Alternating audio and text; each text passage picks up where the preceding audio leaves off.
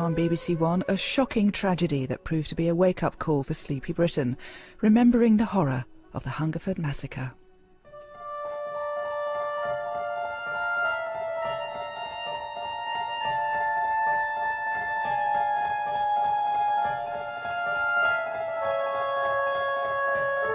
On a summer's day in 1987, a quiet English town became the victim of a one-man killing spree.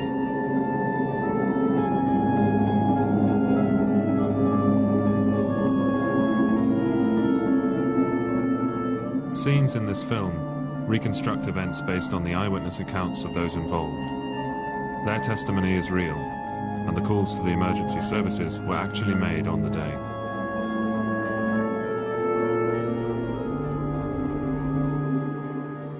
The driver is a regular, always stopping at the same pump and putting exactly the same amount of petrol into his car. Ian George is at the other pump. Someone pulled in behind me and sort of exchanged smiles. And he went to the back of the car. And I just slowly sort of togged up and got ready to go.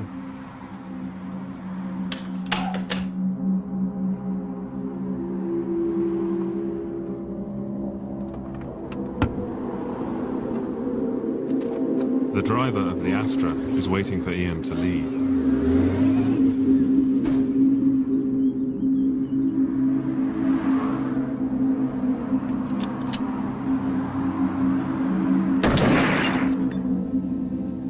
I heard a loud bang from behind me, so I looked back over my left shoulder. I guessed it was an armed robbery. I needed to call the police. It was only afterwards I realised how frightened I must have actually been at that point. No one else is aware of the real drama that is about to unfold. No one else is aware of the real drama that is about to unfold. This is the start of the worst massacre in England.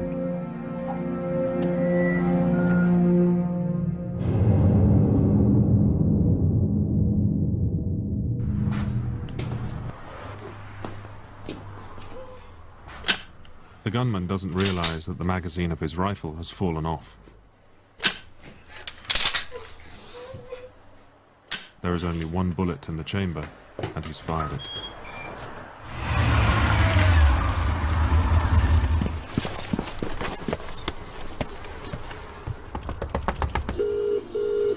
Hello, I believe there may be an armed robbery going on at the outstation between Foxford and Marlborough.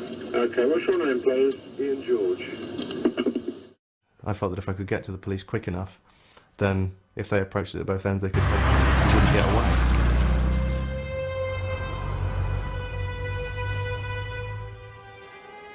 In the residential area of Southview, it's quiet. Julie Jackson has finished work for the day. I got to the corner here and I met one person that I knew. We stood and had a chatter, and with that, Michael Ryan came up round the corner. We knew he liked his fast cars, but not to drive at the speed he was driving that day. It didn't seem to be his thing.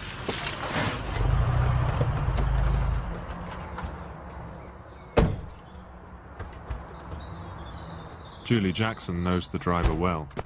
It's Michael Ryan, who lives with his widowed mother, Dorothy, at number 4.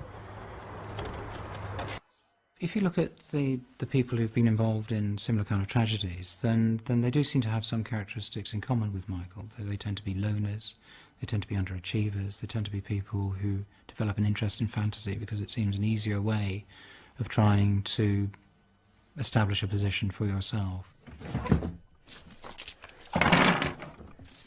Michael Ryan's passion in life is guns, and he belongs to 2 gun clubs. All his weapons are licensed and legal. He's never been in trouble with the police.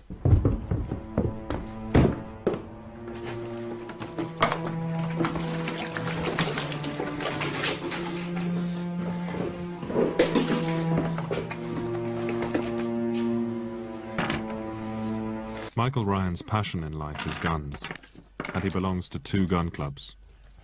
All his weapons are licensed and legal. he's never been in trouble with the police. Consultant psychiatrist Richard Badcock has analysed Michael Ryan's behaviour on the day. Has analysed Michael Ryan's behaviour on the day. Richard Badcock.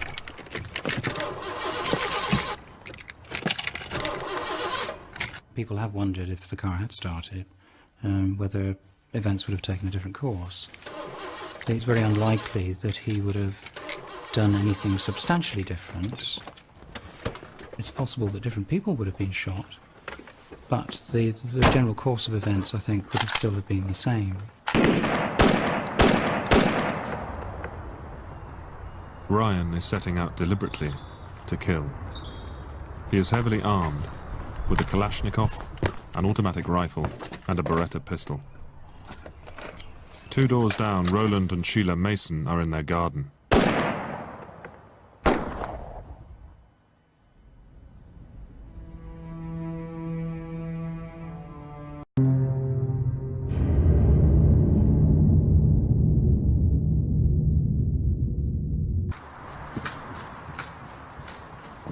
As Ryan arrives at number 13, he aims at 2 teenage girls.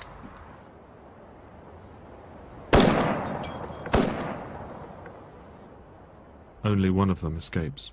Hello, could I have an ambulance, please? I can't tell you what the problem is, but there's an awful lot of blood. The BT operator puts the call through to Newbury Police. Because the system's so old, there are only 2 999 lines into the police switchboard. Today, it's going to be pushed beyond its limit.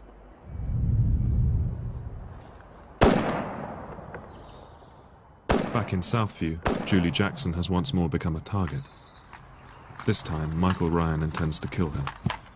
And he must have seen a shadow of me moving in the house. The glass was going out of my window, shattering, and holes in the wall and in the ceiling. Burning pain. Yeah, obviously I knew that I'd been shot in the back. I mean, it was the lower part of the back I was shot in. Yeah, obviously I knew that I'd been shot in the back. I mean, it was the lower part of the back I was shot in. The police and ambulance service are both alerted by the BT exchange.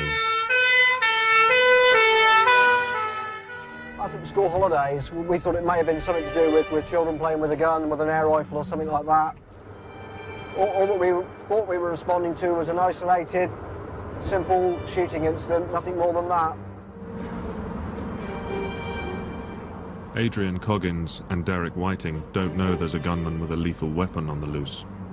They are now heading directly into the danger zone. They are now heading directly into the danger zone.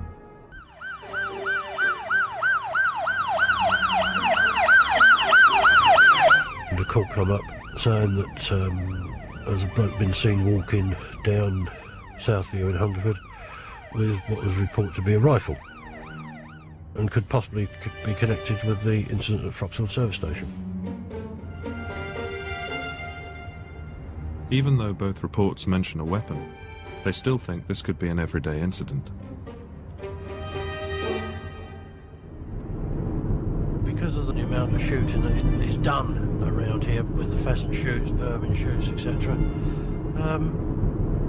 it didn't really strike us odd that someone would have reported seeing someone walking in a road in Hungerford with a gun. I mean, I rightly or wrongly assumed that it was a shotgun. In fact, the gunman is carrying deadly assault weapons, whose bullets can penetrate a brick wall from half a mile. In fact, the gunman is carrying deadly assault weapons, whose bullets can penetrate a brick wall from half a mile. Whose bullets can penetrate a brick wall from half a mile. Jim Wood agrees to cut across the common. Roger Brayton approaches Southview from the main road. I was bleeding badly. I managed to crawl to the telephone, which was in the same room that I happened to be in. This time, Julie Jackson manages to call her husband, Ivor. While she is on the phone, Ryan runs back along the path to the common. As Ken Clements walks down the path, he's warned by his neighbour, Ray Morley, that someone is shooting. But he thinks there must be an innocent explanation. Police emergency. There's somebody firing a gun up the road. Yeah. And I've seen women run down the road screaming. In Hungerford, over the common towards the call, Northview High, public in the call, and he shot some guy over there. Police emergency. We have a shooting, yeah, over Hungerford Common, and a Mr. K.G. Clements, I think, has been shot.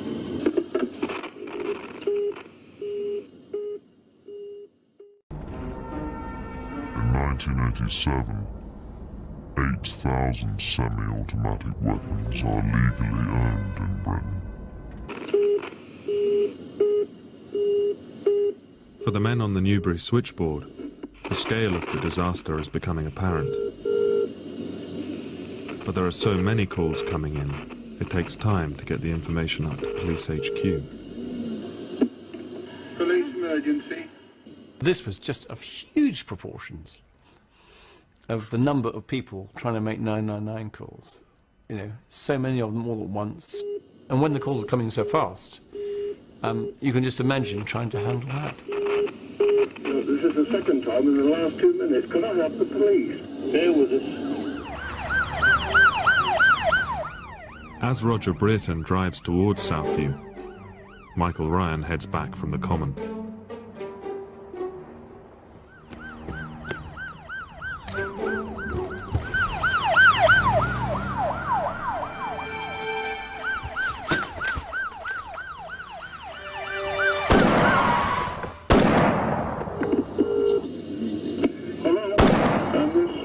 Firing something which sounds like an automatic rifle.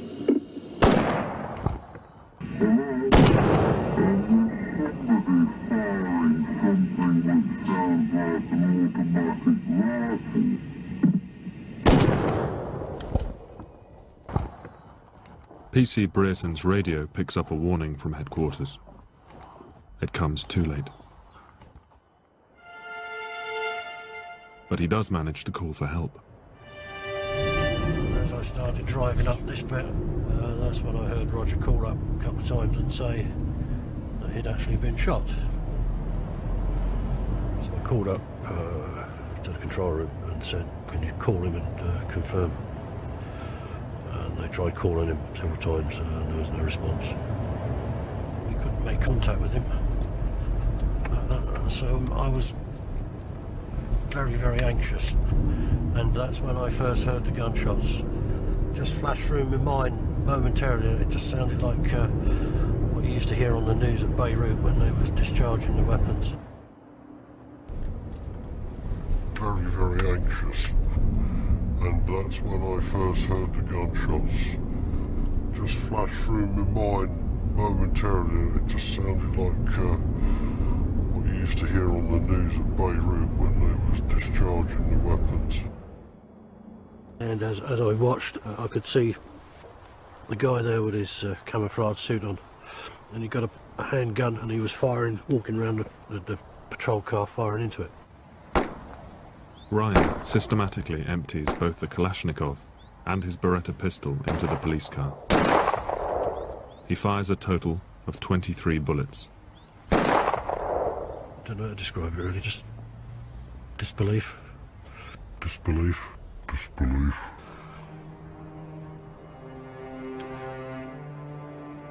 Jim Wood calls for full armed backup. It's routed to police headquarters in Kidlington, 40 miles away. We've now got a report of at least one person shot dead, maybe more. I think it may be at that point that he mentioned something about a police officer. We don't really know, but and I'm thinking, oh dear, this is serious stuff. And I'm thinking, oh dear, this is serious stuff.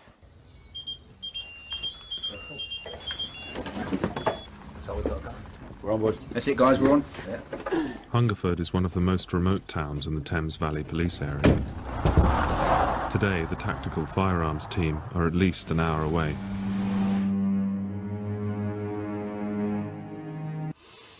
That we don't know who's done this, but it's someone with a rifle and maybe other guns. That person is on the loose, but we've got no firearms people to respond to them anyway. So it's a very, very frightening scenario to be going into. Unknown to Charles Pollard, there is armed help closer at hand. Police weapons instructor Ernest Holloway was also listening in on the police radio when he heard Roger Brereton's call for help. And then I heard, Roger, 10-9, 10-9, I've been shot. They were his exact words. I mean, if it had been a complete stranger, it wouldn't have hit so hard. But Roger, say, being a neighbour and a friend, yes, it was a shock. And my immediate reaction then was, get down there. Ryan started walking down the alley towards us, and he stopped, and we sort of made eye contact. See him now, see him walking down there now, yeah. PC Jim Wood now becomes a target himself. And he lifted up his Kalashnikov to the waist and just fired it towards us. He's incredibly lucky. Ryan's Kalashnikov is lethal at 300 yards. Just like bees buzzing past you, either side of you. Then it sort of hit home. Christ, this bloke's firing at me. Time to go time. So we got in the car. Despite the risk, Jim Wood drives across the common to warn some families who are picnicking that their lives are in danger. And I could see in me wing mirrors I went across the common, Ryan going right up the hedge line into that corner. I was sort of keeping an eye back the other way to see where Ryan was, and whether he was holed up in the hedge or gone through, I don't know. I decided that we needed to set up a roadblock to stop any other vehicles coming onto the common. But Ryan is not taking cover in the hedge. After firing at the police car, he moves off. The chance to contain the gunman slips away. My sort of initial thought, and I think probably my mum's initial thought, was that he was something to do with the police car.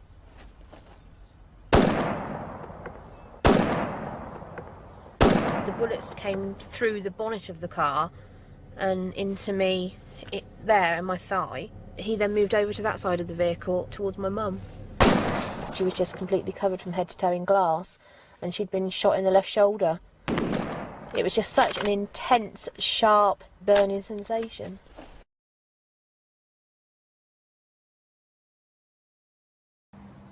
My sort of initial thought, and I think probably my mum's initial thought, was that he was something to do with the police car. It was just such an intense, sharp, burning sensation. I think the ammunition that he was using had run out on us, so Mum put the car in reverse and we rolled backwards down Southview. Even though Alison Chapman is bleeding heavily and their car is in serious trouble, they escape before Ryan reloads.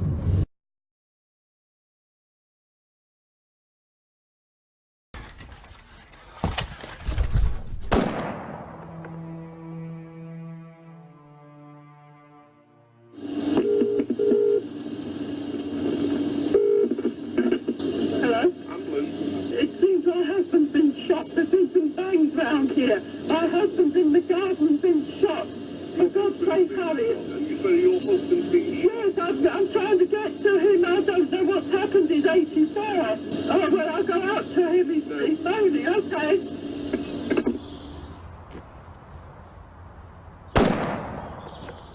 The 999 call-out has also gone to a local ambulance crew.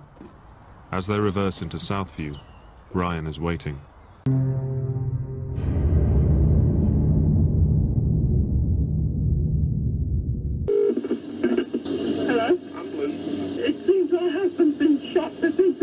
Round here. My husband's in the garden, been shot.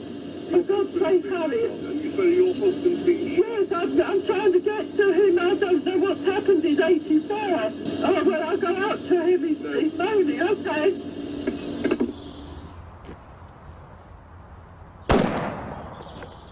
The 999 call-out has also gone to a local ambulance crew. As they reverse into Southview, Ryan is waiting. Ambulance control. Hello, it's Treble 1. Sorry, I've been shot. Where are you at the moment? We're on scene at Southview. All right, Hazel, we're getting somebody down. For God's sake, all I'm worried about is don't let 211 anywhere near the scene. 211 is the ambulance from Newbury. We were told that we were second crew. My colleagues were already there on scene in Southview. They looked like there was a house on fire or something was on fire. 211 is the ambulance from Newbury. We were told that we were second crew. My colleagues were already there on scene in Southview. They looked like there was a house on fire or something was on fire. 211 is the ambulance from Newbury. They looked like there was a house on fire or something was on fire. It seemed more serious than what it was from the initial call we were getting. Obviously, we didn't have mobile phones at that stage or anything else. We had to rely on the radios in the ambulances. But the nearer we got to Hungerford, the worse radio reception became. Because of the telephone congestion, the warning from their colleagues isn't passed on. But the nearer we got to Hungerford, the worse radio reception became.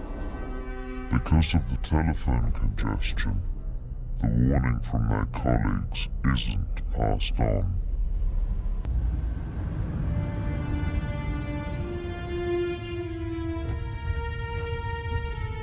Ryan's mother Dorothy is also driving towards Southview, on her way back from a job interview. Events like this never arrive out of the blue.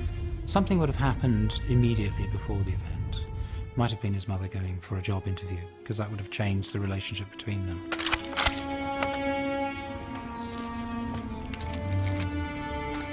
Julie Jackson's husband, Ivor, is minutes away. We got to the corner and I said, "Stop here." I said, "I'll walk up." He said, "No, we'll drive straight up there."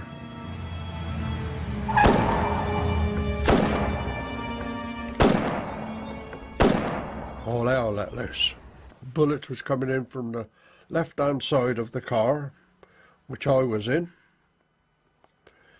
That's why I said I'm lucky to be alive. And I must have had a ricochet off of something to come back into my ear, because I was coming in that way, and they went in that right ear. It's frightening. You just sit there and shake, don't you? You try to curl down as best you can and get out of it, but you couldn't. That was it.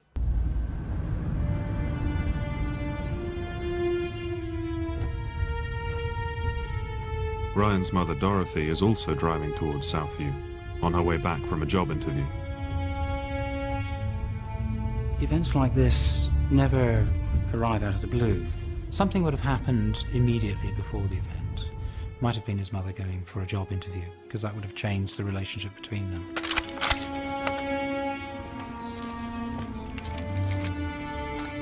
Julie Jackson's husband, Ivor, is minutes away. We got to the corner and I said, "Stop here." I said, "I'll walk up." He said, "No, we'll drive straight up there."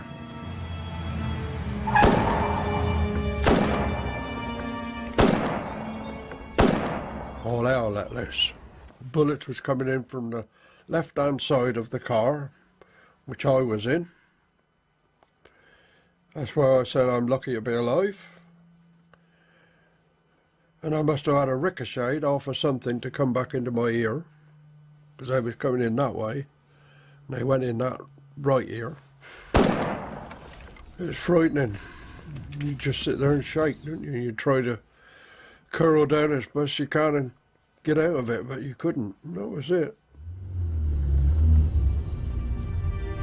As Dorothy Ryan reaches the bottom of her road, her neighbour, Mr. Noon, flags her down. Stop, Dorothy, stop! Hold on, wait! But she accelerates past him. Her neighbour, Mr. Noon, flags her down. Stop, Dorothy, stop! Hold on, wait! But she accelerates past him.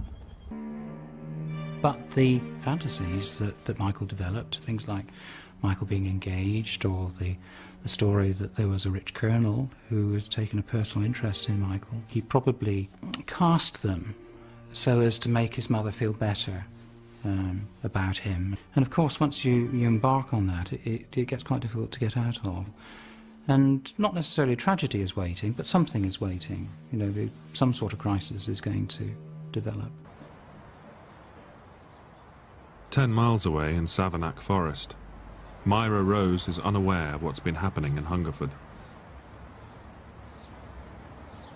I just sat down with a book, and these two little kids came along. And they told me, I'm Hannah, and this is my brother James, and he's 2 and I'm 4. They said, man in black killed my mummy. And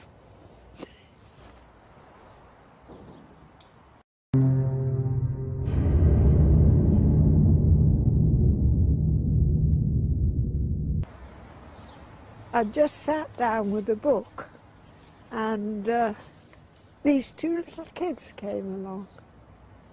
And they told me, I'm Hannah, and this is my brother James, and he's 2 and I'm 4. They said, man in black killed my mummy. And man in black killed my mummy.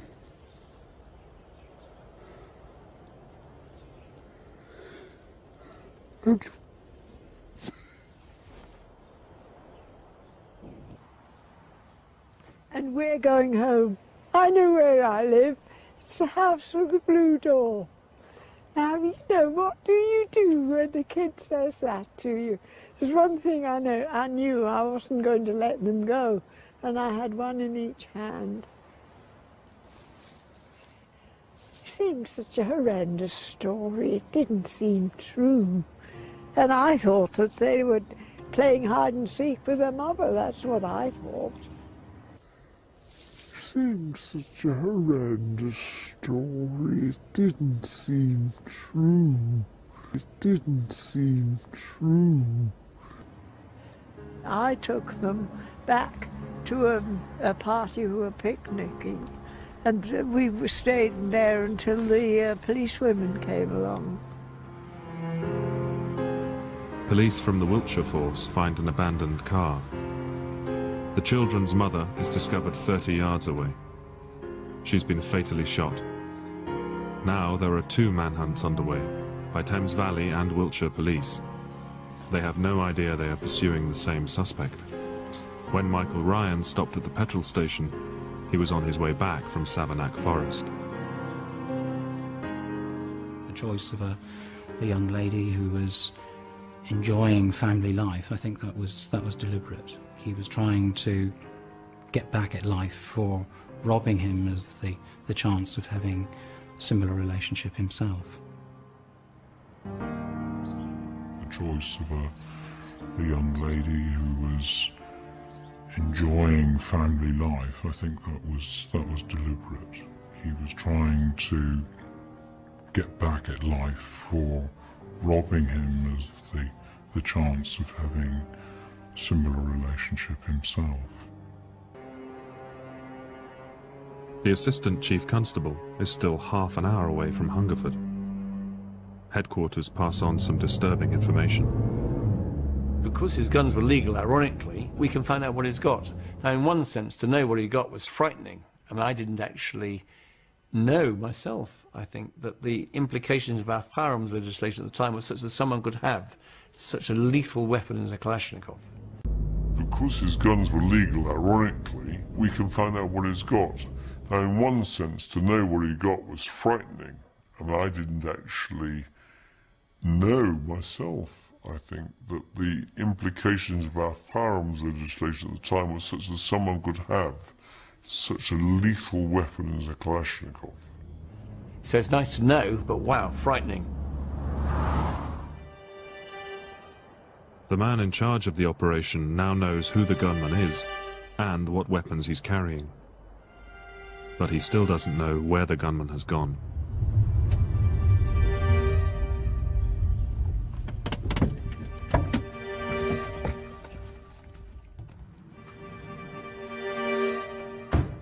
I was still conscious at the time, and then Mrs. Ryan came walking up the road, and she said, "Oh, not you as well, Ivor," because she couldn't do a lot for me, and then went on the road and... Michael! Michael, stop it!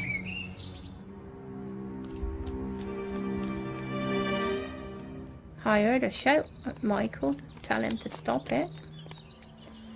But obviously he'd done so much damage then that he just turned on her. And she got as far as our drive, and the bullets started flying again, and I see Mrs. Ryan fall. I don't think myself that he planned to shoot his mother, although when she turned up on the scene he didn't hesitate before shooting her. All the things that were important to him he shot and destroyed.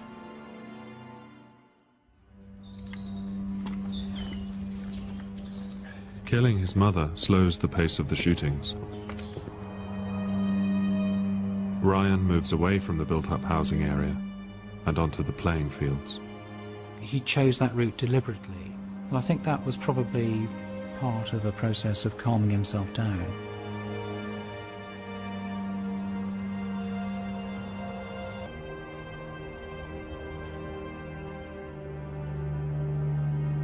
The tactical firearms team is still more than 35 miles away, and Ryan is now moving towards the playground and open-air swimming pool.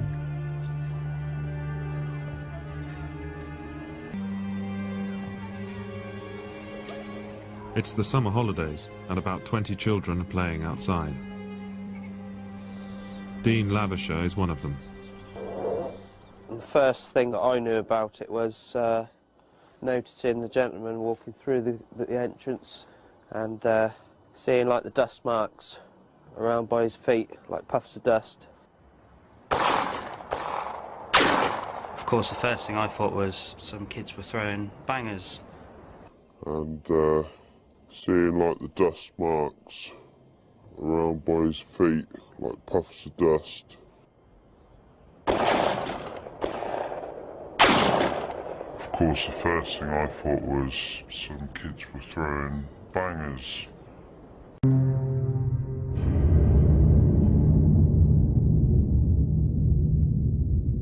And the first thing that I knew about it was noticing the gentleman walking through the entrance and seeing like the dust marks around by his feet, like puffs of dust. Of course, the first thing I thought was some kids were throwing bangers. All of a sudden, he went down on his side. The pathway just filled up instantly with blood, and we, subconsciously, something's not right. I suppose we sort of stayed. We felt reasonably safe up this slide because it had bars around the top of it, so we felt safe up there. We felt reasonably safe up this slide because it had bars around the top of it, so we felt safe up there. The first we knew of Ryan was when we sort of saw his feet appear beneath the branches. So we got a slow view of him, started with feet, legs, with the rifles in both arms. He had a very blank look about him, as though he'd done that sort of thing every day. So I got halfway down the slide and just leapt over the side, landed on one foot, and that was it. It was like a stampede then. It was like everyone bolting for my house, except I was the slowest. I was at the back. I saw Ryan just shooting at point-blank range, and that was just a glance to my left as I was going past very quickly. Ambulance. Yes, can you come up to have a sprinkle? What's the problem? An emergency, so I just been shot. Yeah, who are you, please? Dean Lavisher. What's your phone number, lovey? Hello? Yes. They put the phone down, I'm afraid. Ken Hall lives in the house next to the swimming pool. I could see Ryan walking down with a gun on his shoulder. I didn't say anything to him because, no, I guess I was possibly scared. Ken can also see the local taxi driver, Marcus Barnard, on his way to pick up a fare. As he came down in his taxi, I looked at Ryan, and Ryan up with his gun and put 5 or 6 shots into Marcus's car.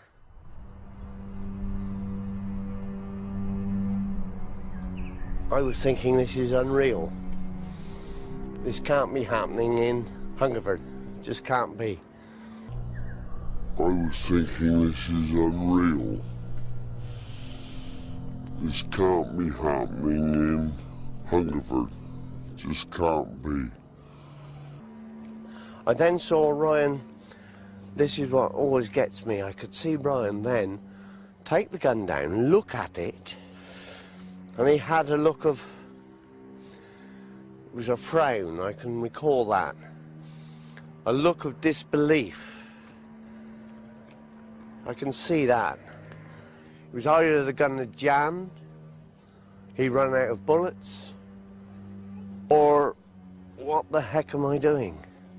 And with that, he literally threw the gun down. And I got to about here, and then Ryan turned round quite quickly, and as he did, I saw he had a pistol in his right hand. He fired 2 shots at me, missed, and with that, I mean, I was like this, I turned and back into the pool area.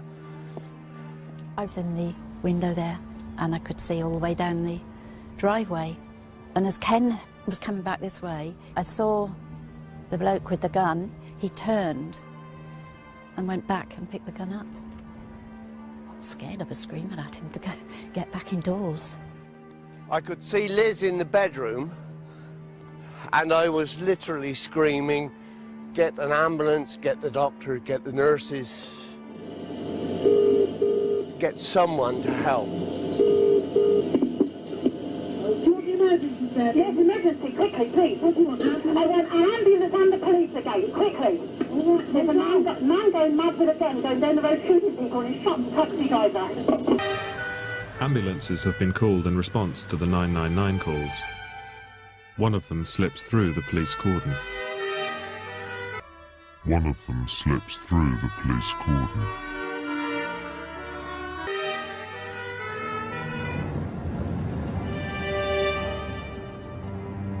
As we turned the corner, we could see a police car about 50 metres in front of us with all of its windows shot out. There was another car which was crashed into the side of it, and at that stage it really hit us the seriousness of the incident. We could hear gunshots. They were all coming from the right-hand side. It was like a loud cracking sound. I walked round this side of the police car, leant in through the driver's window to check for a pulse, but the policeman was dead. The poor chap was still clutching the microphone at the time. I looked at the car beside me, which had 2 casualties in it, two men in it. One was the driver, but he was dead. He'd been shot quite a number of times. I switched the engine off of the car and looked across to the passenger. I thought he was dead. He'd been shot in the head and the chest. Walked round the car and checked him for a pulse, and at that moment he woke up. Well, I thought I was gone, be honest. I'd nearly give up hope. I switched the engine off of the car and looked across to the passenger. I thought he was dead. He'd been shot in the head and the chest. Walked round the car and checked him for a pulse, and at that moment he woke up. Well, I thought I was gone, be honest. I'd nearly give up hope.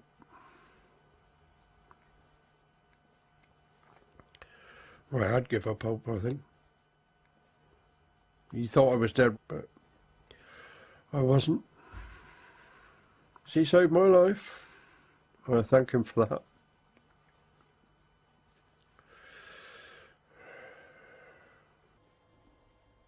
He thought I was dead, but I wasn't. She saved my life, and I thank him for that.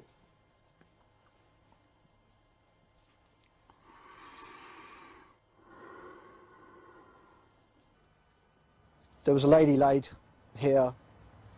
She had been shot quite a number of times. She was dead also.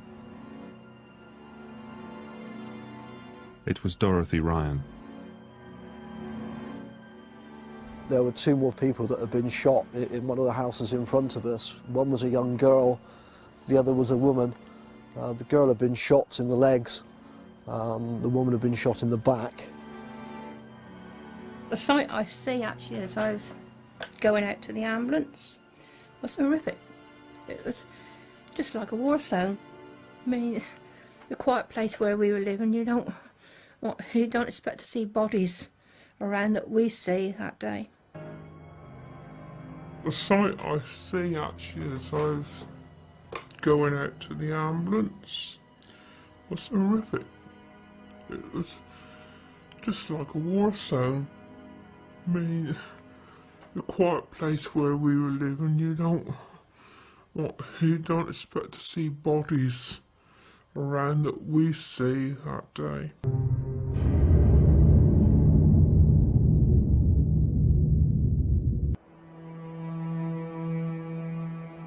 The only person who can stop the gunman now is another armed man.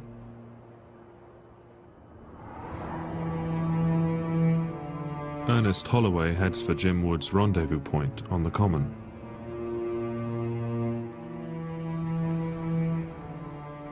I heard 5 shots, very fast shot, bang, bang, bang, bang, bang.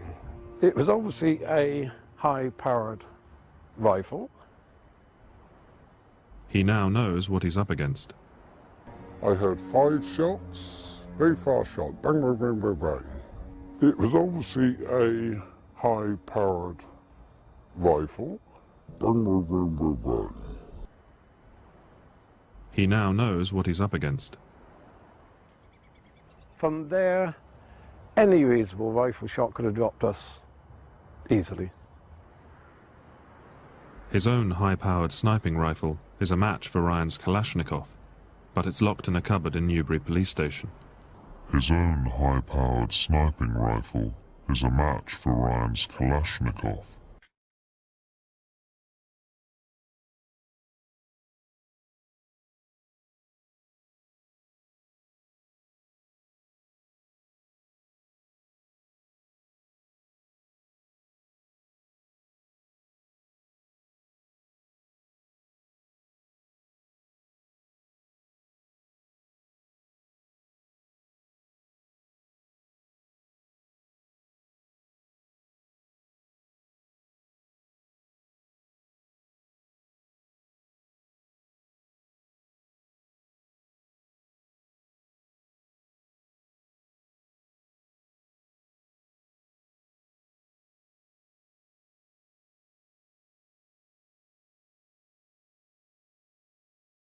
Getting it released will take time.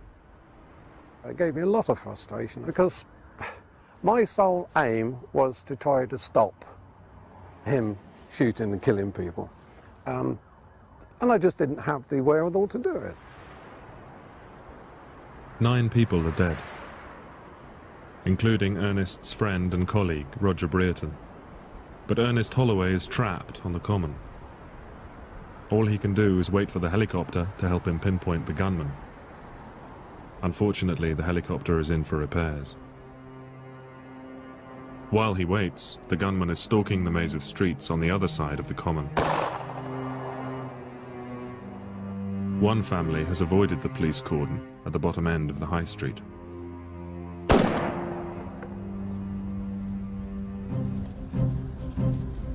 Kidlington HQ has drafted in officers from outside the area to man the roadblocks. They don't realise that anyone with local knowledge knows the shortcuts that will allow them to double back into the housing estate. They don't realise that anyone with local knowledge knows the shortcuts that will allow them to double back into the housing estate.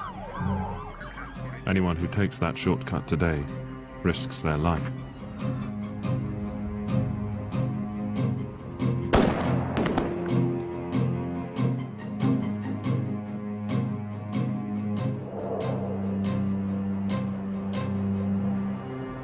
far end of Hungerford High Street, Carl Harries is shopping.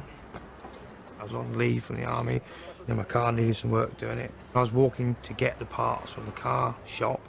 It was just an ordinary day. There was nothing different about it at all. I was on leave from the army.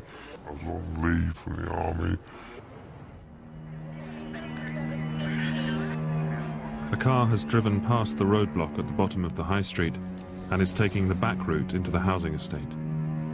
Ryan is cutting down a nearby alley, shooting as he goes.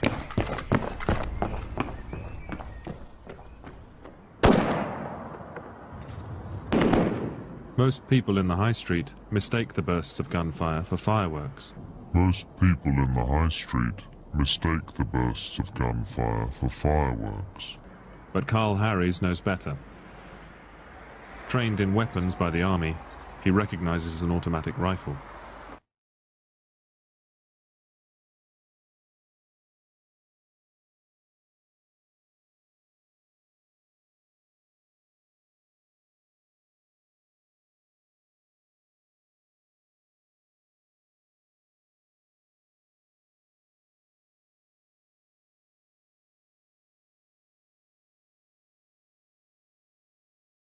Trained in weapons by the army, he recognizes an automatic rifle.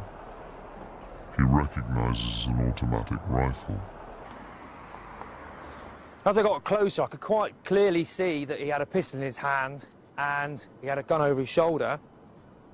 He turned around and he pointed the gun up towards the two houses here. And at this stage then I thought, you know, there's something obviously wrong. I remember backing into the hedge and just sort of staying there. Everything went completely silent. Okay, there was no noise, there was nothing, and I don't know how long that was for. It seemed ages, and my heart was going like mad and everything. Sandra Hill is now driving straight towards Ryan. There's somebody just down the road with a gun shooting at the junction of Priory Road and Salisbury Road. Charles Pollard finally arrives in Hungerford. Well, I'm just remembering the ball of ice in my stomach as we're arriving in this small town with what we knew at the time. We went straight to Hungerford Police Station to find that, first of all, it was all being renovated. My job was to try and set up a forward control point in this police station, so we've got one room at the back, hopeless, it's full of people, just two telephones, so I've got to commandeer a phone. The lifeblood of any operation like this is the communications, and normally you need about 3 or 4 different communications channels to deal with the huge amount of traffic. You need a command channel, you need an operations channel for your traffic cars and the people in the cordons, probably another channel for the local offices. You certainly need the capacity for people to talk together. That you know things are happening, you know you're supposed to be in charge, and you just haven't got any information.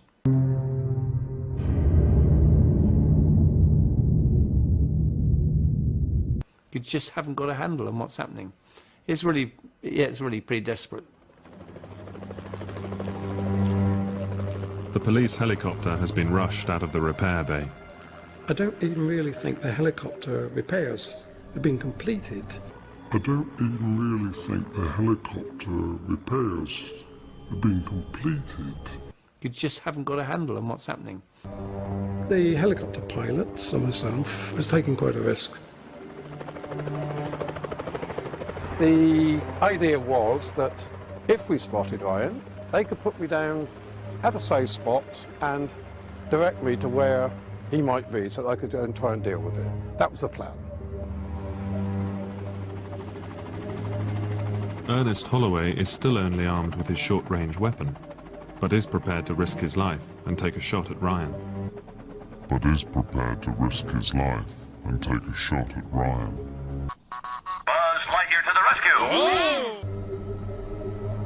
Just when he's desperate for an accurate sighting on Ryan's position, the communications confusion reaches a critical point. You know, we were going from one side of Hungerford to the other. So many different reports. If somebody was saying he's outside my door now, by the time they got through on the 999 system, and that got through to headquarters, and that got through then on the radio to us, completely out of date. So basically we didn't have a clue where he was.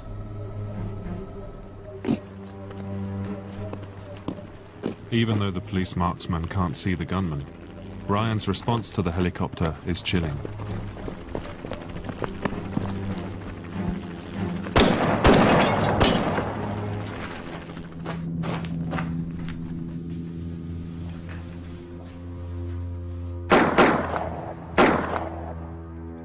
Further down Priory Road, Carl Harries finds Sandra Hill.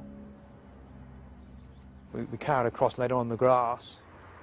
It's obvious from her injuries that she wasn't, she wasn't going to make it.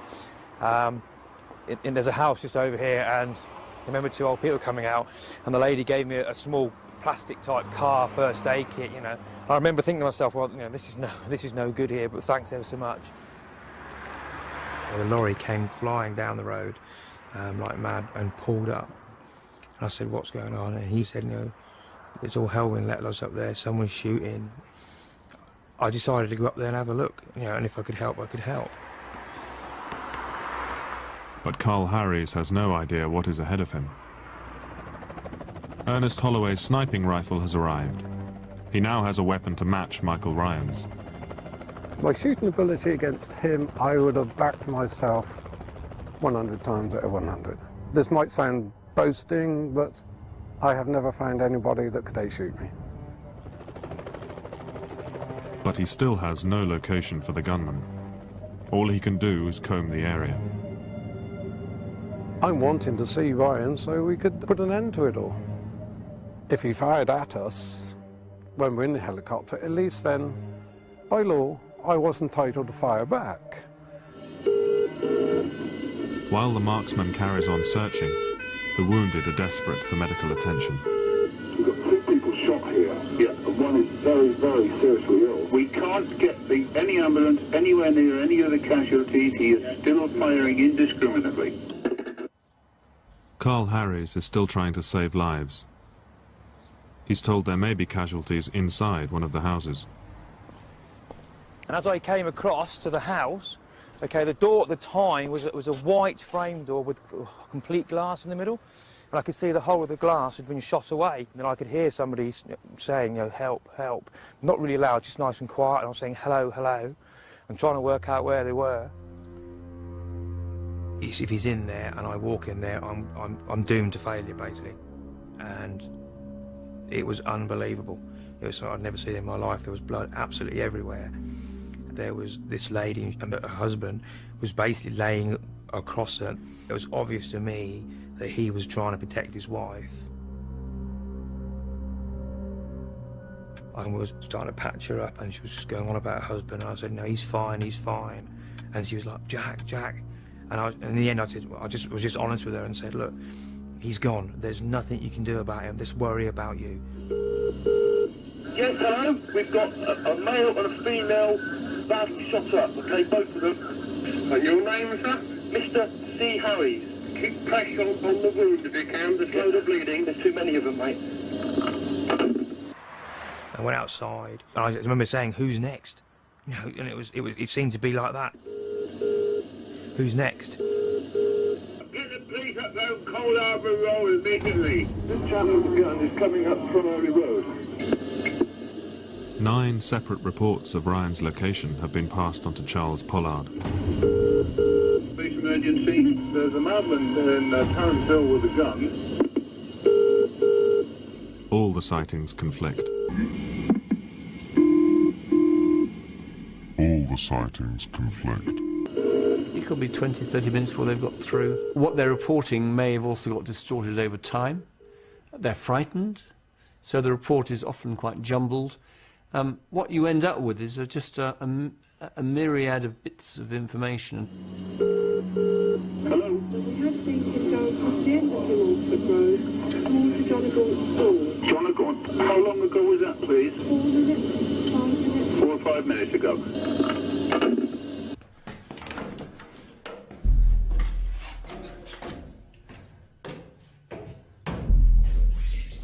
Things were coming to a conclusion.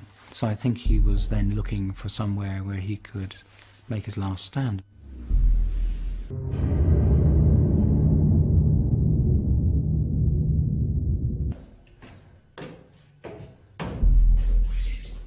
things were coming to a conclusion. So I think he was then looking for somewhere where he could make his last stand.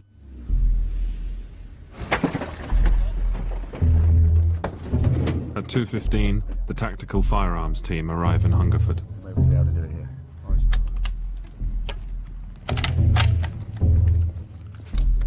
Charles Pollard decides to focus on 3 areas: Hungerford Common, Southview, and the John O'Gaunt School. And it's a very slow process, very frustrating. We couldn't allow our firearms teams to walk through the streets because they'd be shot dead straight away from a sniper with a high-powered rifle.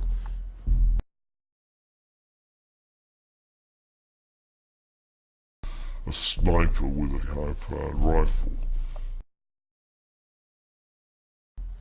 So this is unprecedented, the slowness with which you can safely do anything. But you just had to be patient. The tactical team are ordered to within striking distance of the gunman.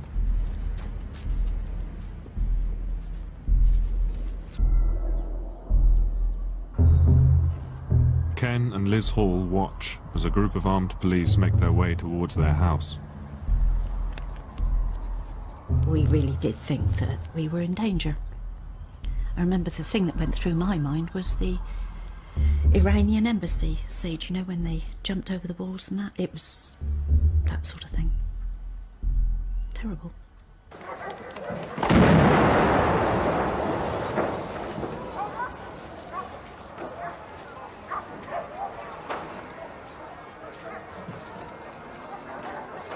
I remember the thing that went through my mind was the Iranian embassy siege, you know, when they jumped over the walls and that. It was that sort of thing. Terrible. If you're going to approach him, you've got to be incredibly careful how you do that. You just don't walk in. I mean, imagine the worst-case scenario where we'd sent our firearms team and we'd lost half of them all shot dead. We then haven't even got a response team to deal with the situation. As Ernest Holloway flies over the John O'Gaunt School, he realizes he's being shot at. The shots are also heard by the men on the ground. Can you confirm this location, Alice? John O'Gaunt School. We believe it's John O'Gaunt School they came from. Sorry, we're right across our side of the field. We only heard the shots. Received.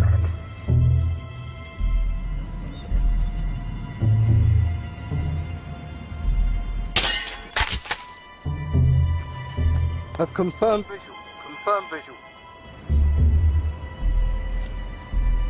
The sweetest news was the fact that we know it is one gunman, he is in the school, and we have him contained. You can then see the end, which is critical. Just after 5 o'clock, the police hear the gunman's voice for the first time. Mr. Ryan, can you hear me? Yes. You're surrounded by armed police. Do exactly as you're told and you'll come to no harm. Do you understand?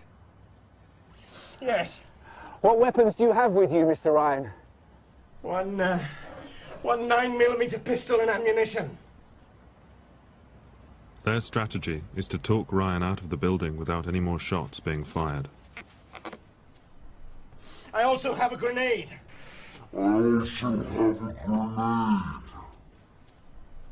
I also have a grenade. Mr. Ryan, do not come to the window with the grenade. Do you understand? Yes. Mr. Ryan, I want you to leave all your weapons in that room. Do you understand? My pistol's tied to my wrist with a lanyard. I have 1 round of ammunition. And what comes through is a sense of being lost, a sense of confusion, a sense of wondering himself what it was all about. I must know about my mother. I will try to find out about your mother. Just bear with me. She's dead, isn't she? That's why you won't tell me. Counted 10 references to asking about his mother in tones of urgency, you know, demanding to know how she was. And yet clearly he knew she was dead. I didn't mean to kill her, it was a mistake. I don't think he was clear in his own mind why it was so important to him to make sure that she was dead once he'd shot her. Possibly it was an expression of the particular kind of closeness that he had with his mother. What are the casualty figures? I don't know. Obviously you shot a lot of people. Hungerford must be a bit of a mess. What are the casualty figures? I don't know. Obviously you shot a lot of people. Hungerford must be a bit of a mess. Hungerford must be a bit of a mess.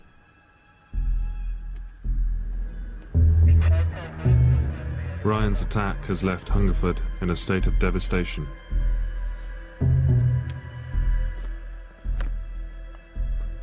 It's funny how small things stick in your mind.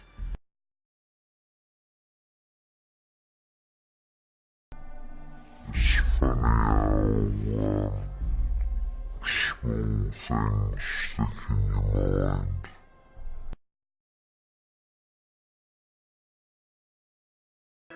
16 people are dead. 15 others are seriously wounded. The fire, started earlier by Michael Ryan, has destroyed his house and 4 others. For me, I thought that we completely screwed up because I just felt helpless for most of the afternoon.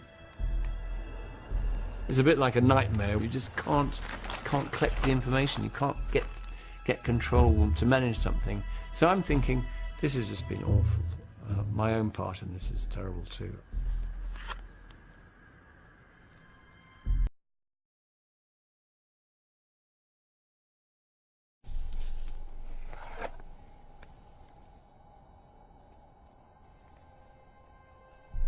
It's when I arrived the next day and they told me what had happened because of the complete communications problems, and that I thought, actually we did okay.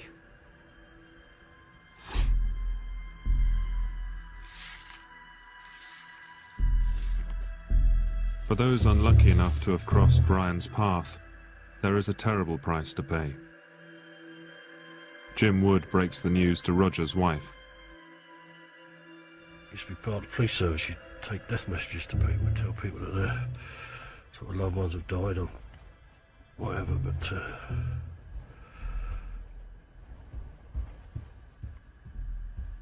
that was just bloody awful.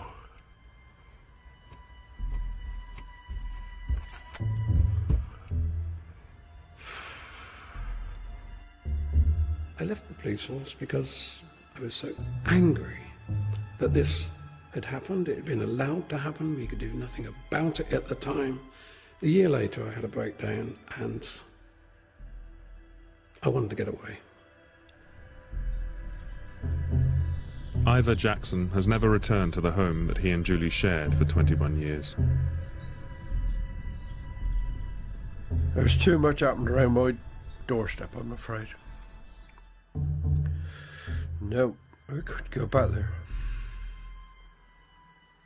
We had some terrible times. But I mean, we're together, that's the main thing.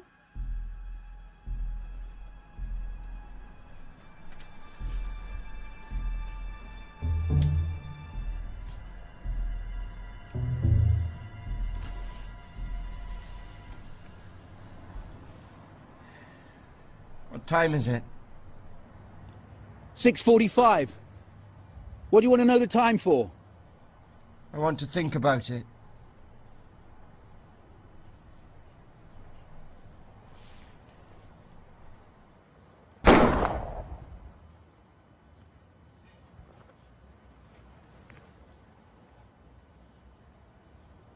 Mr. Ryan!